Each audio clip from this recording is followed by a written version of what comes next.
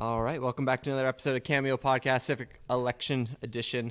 I'm actually now meeting with Denis Walsh. I mistakenly almost called Dieter Duty Denis Walsh because Denis called me not 5 minutes before just to make sure we were still meeting today. So thank you for calling me. I totally slipped my mind. And so we're sitting in a building that, do you own this building? Yes. Yes. So you bought this building. It's the old Irwin's, and it's now Movie Mart. How long? So 1982. That's when you started Movie Mart. That's when I started Movie Mart 36 years ago. 36 years ago. Wow. So you've seen a lot change. And you've been on council for 7 years then? Yes, with a break though. 3 years, and I took one term off and then came back. Okay. So you're back. You're going for re-election. You're trying to extend it a little bit further. In the 7 years, because you're one of the longer sitting council members then at this point. I suppose so, yeah. I think, Donovan, and then Arjun probably is a little more than that. I think he's been on 3 terms. Has anything changed in your platform in those years?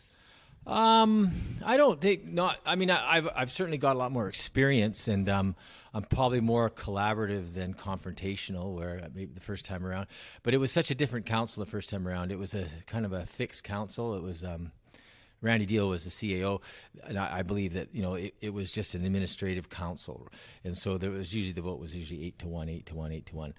Oh, okay. Well, you say you're not confrontational, but you raised your voice about the Trump manor recently. You're one of the only ones to stick your neck out. I think that was. Yeah. So I still speak up, and yeah. I mean that's one of my things that I'd like to see anybody coming on council is to really be strong in that sense, because you really have to really know your stuff in a sense of be well researched and be clear about what you're trying to kind of the debate, basically, mm-hmm. right? Because a lot of people will throw stuff at you that really are just kind of red herrings, and you don't want to bite on them all the time. So I can get pretty stubborn, but usually beforehand I'm well prepared and I know exactly what both sides of the issue are, and I've kind of taken a strong position. What other maybe advice would you give to people who never run for council before? I would just see, they really have to trust their heart. I go with the intuition mostly, because that's what, the head can really mess things up, because you'll hear somebody say something and it might not fit, but it's intellectually it sounds good, but it's really just BS, right? So I think you really have to trust your gut in council for sure, and stick to your guns and talk to the other councillors and see what. The biggest thing is talking to people and really listening to them and hear what they say. Mm-hmm. Yeah, and as a small business owner, chatting with a lot of people, they're always talking about cutting the red tape, yeah. Right? Like, how can city council cut the red tape for small businesses to succeed and want to come to Kamloops? That is a big question, because I used to be really against red tape, but lately in my idea here of opening up possibly a cannabis retail store, I found there's a lot of red tape, but it's not really red tape. It's just could be more efficient and more streamlined, so it would help the businesses, like me getting a business license and stuff like that, or building permit. I think the process could be tweaked and improved upon.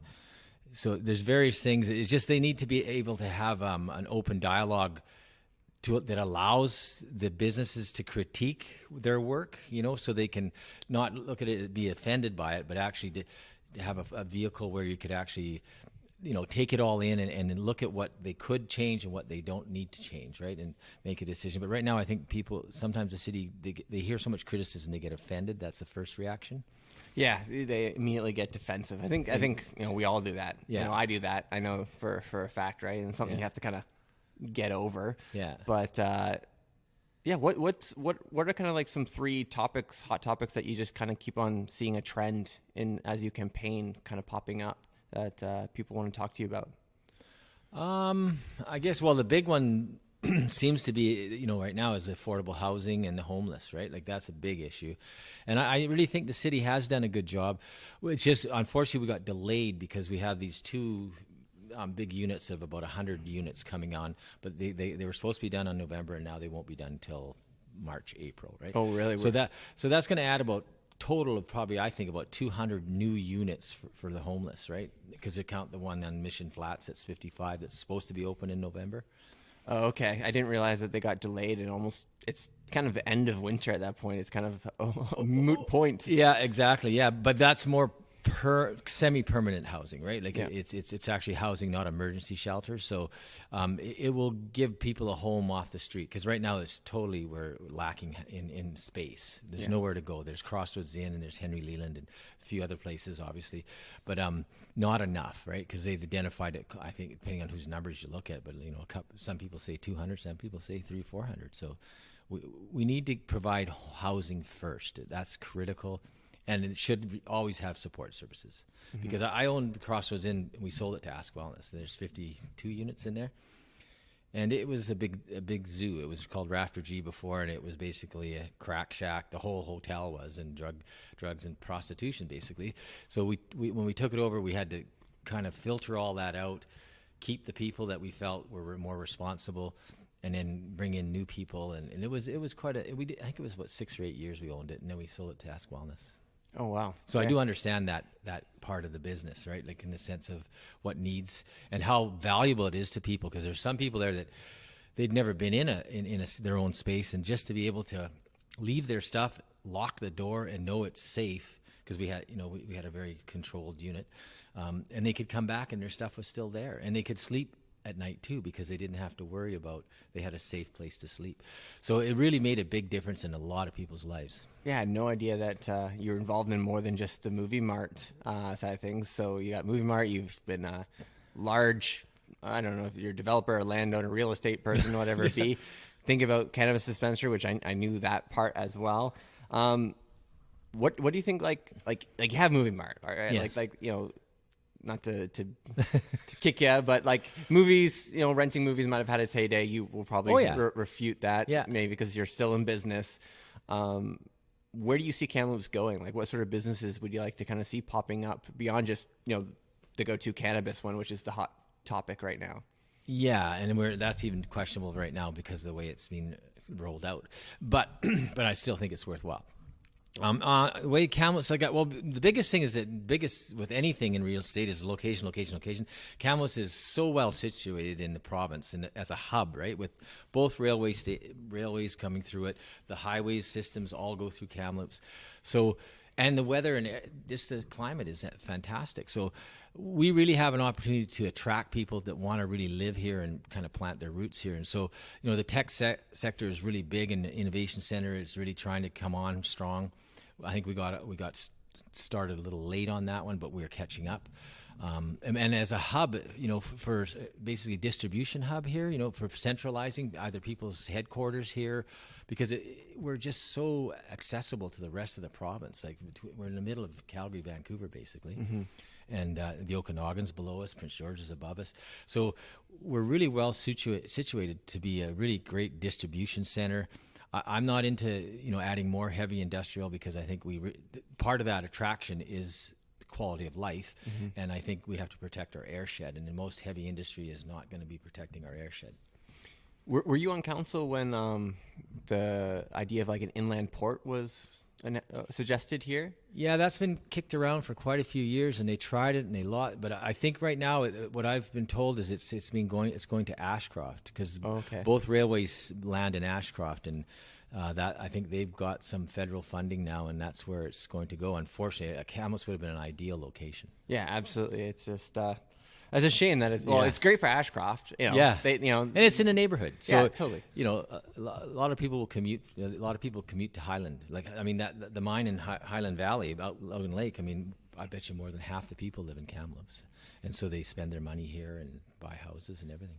I actually never knew where Highland Valley was located. I just knew that they were like such big supporters of Kamloops. So it makes sense. It's a great business, and the nice thing about it is it's not in our city limits, so it doesn't affect us, but we reap the benefits financially. So you were anti-Ajax then in that? Yeah, I didn't think Ajax would be good, strictly because, not that I'm against mining or anything, it's just because I really felt it was too close, too big, too close, and too risky because of the airshed issues that we already have. Got it. What's something about Denis Walsh that people might not know that you're willing to share? What? I guess that I can get pretty stressed out when I do interviews. That's one thing. Yeah. Even after all those 7 years, I'm still nervous about speaking in public. There's no cameras though. Yeah. Cameras really can really make me nervous. But so other than that, and then I guess one of my favorite hobbies. I used to play hockey, but now I've given that one up. So something softer is I love hiking. Hiking and running is probably my two favorite things to do. Nice. Physically wise, and then I'm really have taken on photography. I love going out and just taking photos and buying new cameras and stuff like that. Yeah. So buying the cameras is the fun part. Then you have to remember to use them. Yeah, and how to use it and all the rest of it. So and which lens to buy and all the rest of it. So I really enjoy photography. Have you mixed hiking and running yet and got into the trail running here? Oh yeah, that's what I liked running up Peterson Creek. Nice. Because I used to live in Westside for about 25 years, and I used to go up Deep Lake there all the time. Okay. And so I don't like running on pavement or in the city with the I'm the same way, noise. but I haven't ran in like a year. Oh, okay, yeah. I ran 2 ultras and then I just stopped. Oh, really? Yeah.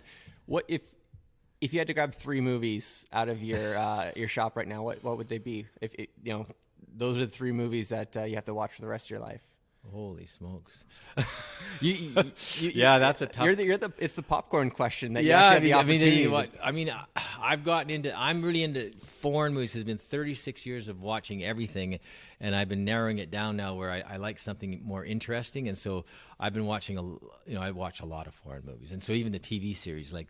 The Bridge, the Braun, it's called. It's from Denmark, Sweden. It's fantastic. It's 5. So I've been watching that type of stuff. And for movie wise, I'm trying to think of even ones. I mean, I like the ones that I like. The Australian stuff is really good too, right? Like I'm trying to think of the werewolf movie that I watched recently that was really just it's a comedy, but it was excellent, right? Just so. How is like. There's no blockbusters except for one in Alaska. There's one blockbuster still around, and one Bend, Oregon. Okay, that's the last one. Okay, yeah. So you're an oddity. You're an outlier right now. Yeah, and you're still bringing in new movies. Like how the success must have been Kamloops supporting you. Oh yeah, that's one advantage. That's another very positive thing about Kamloops and the people living here is that they're very supportive of local businesses. Like we've never been able to survive that long because it was tough, especially in the late 80s, 90s when Blockbuster and it was Crazy Mike's, there was mega movies. Every big corporation wanted to take over the business, right? But we had such loyal customers, we were able to survive all that onslaught of the big corporations coming and trying to take the business because that's usually how it works. You start off with your mom and pops, they establish it, and then the corporations swoop in and take it over. So we've been fortunate, and we still have a very loyal customer base, and that's why I'm still open, right? And for me, the best thing about it is that I'm somewhat semi-retired, so I don't need to live off of my store. Mm-hmm. I just have to have enough money to pay the rent, pay for my employees, and buy more movies. So I can do that, and we have enough customers that it seems to be flattened out that it works out for everybody. So I'll keep it as long as the customers keep coming in. What sort of selection? Are people coming in for the foreign movies or the odd movies? Most of it's probably 80% of the business is the Hollywood hits, the big stuff, right? So all the Marvel comic stuff and everything that's big in the theater is big on video too, right? So that kind of drives the business. But there's a ton of people that love the documentary stuff and the specialty foreign movies and especially the old stuff. Because we've got probably 22,000 movies in the store. Oh, wow! So there's a huge selection, stuff that you wouldn't find online. Certainly, yeah. I was in here. I'm like, oh, Incredibles are out next month. Well, I want to watch that, but how? Right? Yeah. I guess is the question at that point. Plus, we still get it ahead of Netflix by about 28 days is the limit right now. That someday they'll change that, maybe. But right now, we still get the movies in Interesting. earlier. Well, until Disney revokes its agreement with Netflix because they're making their own streaming service, right? Because everyone is canceling TV, but now we have to sign up for 8 other streaming services. So the more confusing it'll get, I think it'll benefit Movie Mart. Yeah. And they know where we are. It's a very simple procedure. The only hassle, I guess, is bringing it back.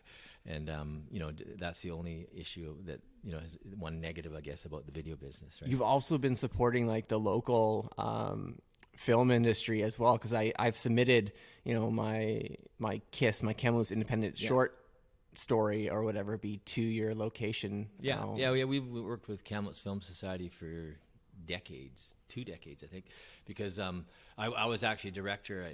And then we sell their tickets, and it just both of us are kind of, both organizations, we're just wanting to promote film in our community and give people an opportunity, to kind of discover their talents. And that's the one nice thing about, having a video store here and the Kamloops Film Society. And then have you been watching what Mastermind's been doing with their programs? Yeah. And it's pretty cool. Yeah. It's pretty cool. It's like, I think Peter was telling me it was like 0.04% of Hollywood is coming to the TRND or whatever. Right? Just because they don't have the skills. Yeah.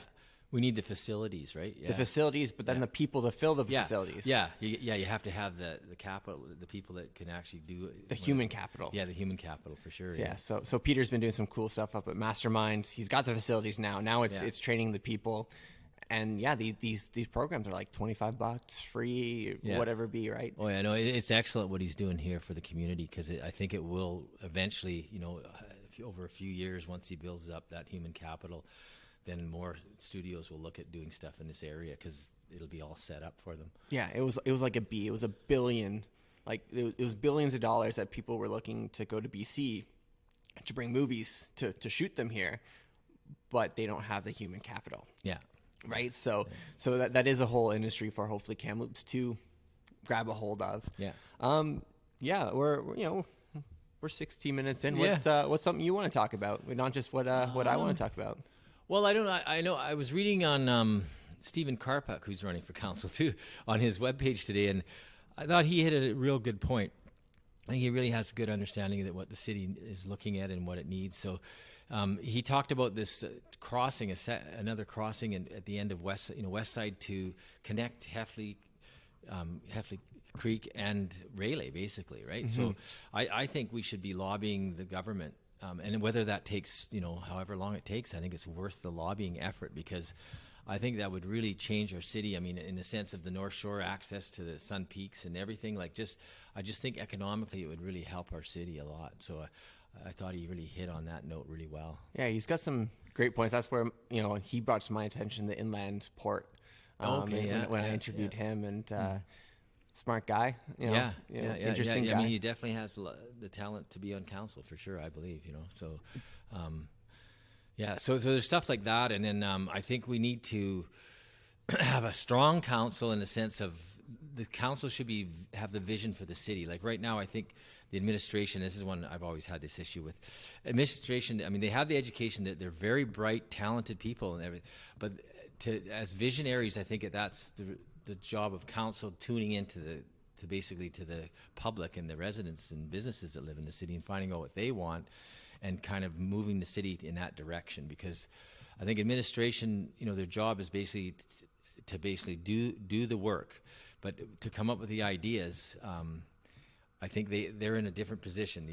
They're looking at their job security and everything like that. They have different issues where councillors should be a little bit more free to kind of have some blue sky thinking, test it out on the community, and see what really actually fits for this community. Yeah, that's a great point. I've been seeing your Facebook ads pop up all the time with you and your grandkids, I believe, hiking.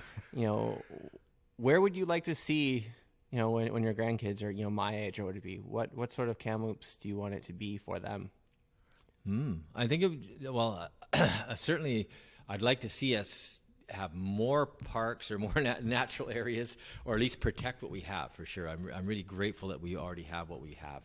And I think it's critical, especially for the younger generation, to connect with nature. I think there's a real powerful healing power with nature. Just whether you're running in nature or hiking, just sitting in nature. I think it's important that people have that connection, and Kamloops is perfect for that, because you just have to walk, just out of your city and you're in nature. So it's perfect. So that would be a big one. And also I think just to create an opportunity for everybody, like that's one thing. I mean, I'd like to see everybody having a quality of life in the sense of that they can afford where they live.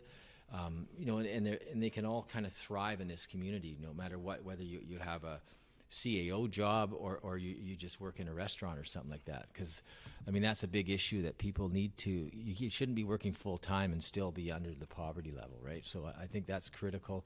How we do that, I think, is just bringing more business into Kamloops, and it'll actually help everybody. Bringing more business, but also supporting the businesses that are here. Oh yeah, definitely. Yeah, like help them expand or help them just do a better job of where they are and what they're doing.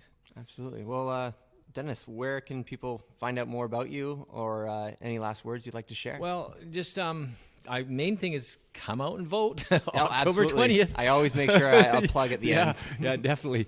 And get involved in the community. I think that's a big one, is that city council at kamloops.ca. With that push of that button, you're talking to the mayor and 8 councillors all the time. And so any kind of issues that come up, anything that you're dissatisfied with, or even if you want to compliment council, I think there needs to be more interaction between the public and businesses with council.